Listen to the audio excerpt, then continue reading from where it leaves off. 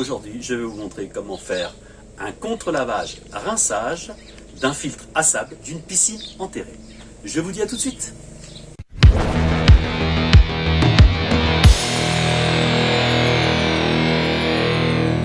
Avant de faire l'opération de contre-lavage rinçage, veuillez vérifier le niveau de votre piscine, car cette opération, selon la durée du contre-lavage et rinçage, peut faire perdre beaucoup d'eau à votre piscine.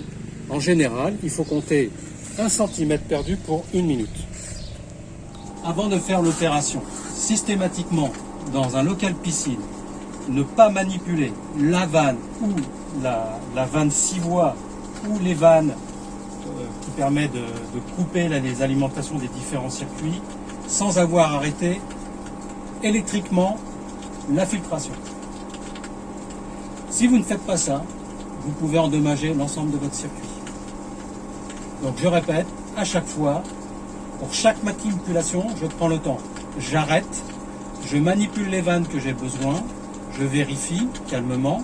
Si tout est bien en place, je mets en route et je fais l'opération de contre-lavage. Et ça, bien sûr, on va le faire ensemble. Voilà, exactement. Je vous ferai voir les manipulations.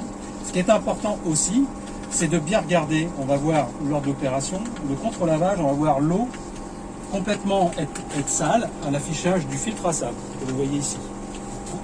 Donc, le filtre à sable, en principe, on fait un lavage quand on arrive à peu près à partir d'1,5 bar. Donc, moi, j'ai un bar de base, de référence. Dès que ça monte à 1,1 ou 1,2, je fais un contre-lavage, un rinçage. Ça, c'est important. Ensuite, il faut, donc, quand vous faites un contre-lavage, la durée, moi, en principe, comme je le fais régulièrement tous les 15 jours, je fais un contre-lavage de 45 secondes. Si vous faites un contre-lavage de 45 secondes, vous devez faire un rinçage de 20 secondes. Ça suffit. Le rinçage, ce n'est pas nécessaire de faire la même durée que le contre-lavage. Voilà. Donc, je vais vous faire voir les manipulations au fur et à mesure et je répéterai l'ensemble des instructions. Ok. Comment faire un contre-lavage? Tout d'abord, couper l'alimentation. Ouvrez la vanne d'égout. Tournez vers à 6 heures pour être sur le lavage.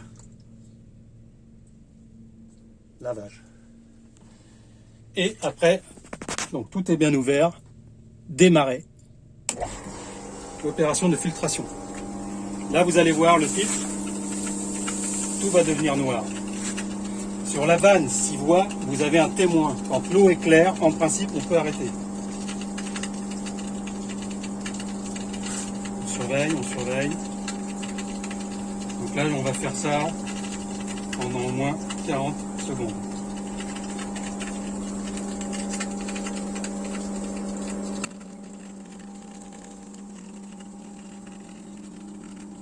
On vient d'arrêter, on vient de faire l'opération de lavage.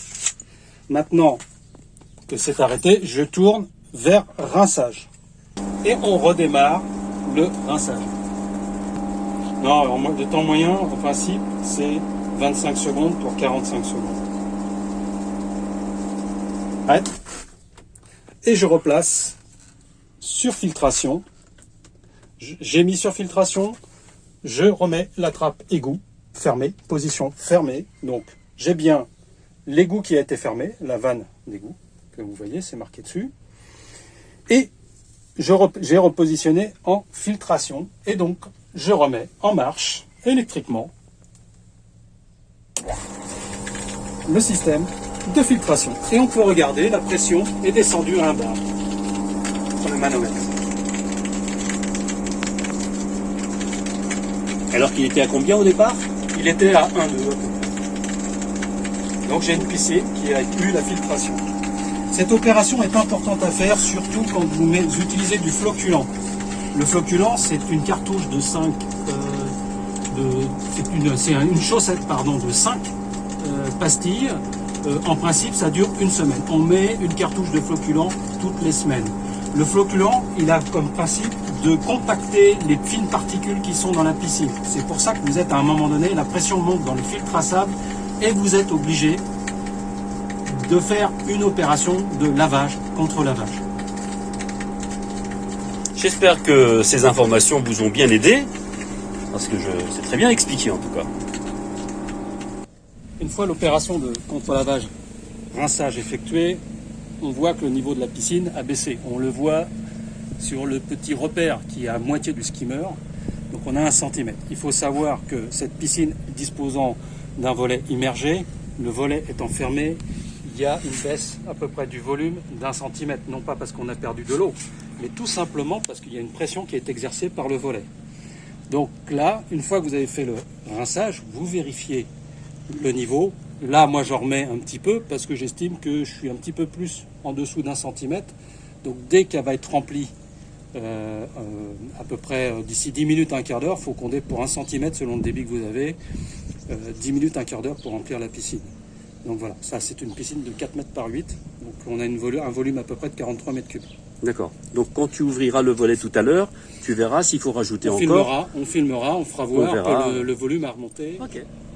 Donc là, nous avons ouvert le volet. Après remplissage, vous voyez que le niveau de l'eau est devenu pile à la limite. Volet ouvert. Donc, rappelez-vous, volet ouvert, vous avez le bon niveau. Volet fermé, vous perdez à peu près 1 cm par rapport au repère. Mais c'est normal. Ça veut dire que vous prenez toujours en compte 1 cm dû à la fermeture. Donc forcément, après ouverture, le centimètre est rattrapé et vous avez tout à niveau, au niveau des skimmers. Voilà. Je remercie Marco, mon ami, qui nous a accueillis chez lui pendant 2-3 jours, qui nous a permis de réaliser cette vidéo. Vous recevrez d'autres vidéos concernant cette piscine. On rentrera plus en détail dans la manipulation de la chimie, mais on verra ça plus tard. N'oubliez pas de vous abonner et de cliquer sur la petite cloche pour recevoir d'autres vidéos. Et je vous dis à très bientôt. Salut!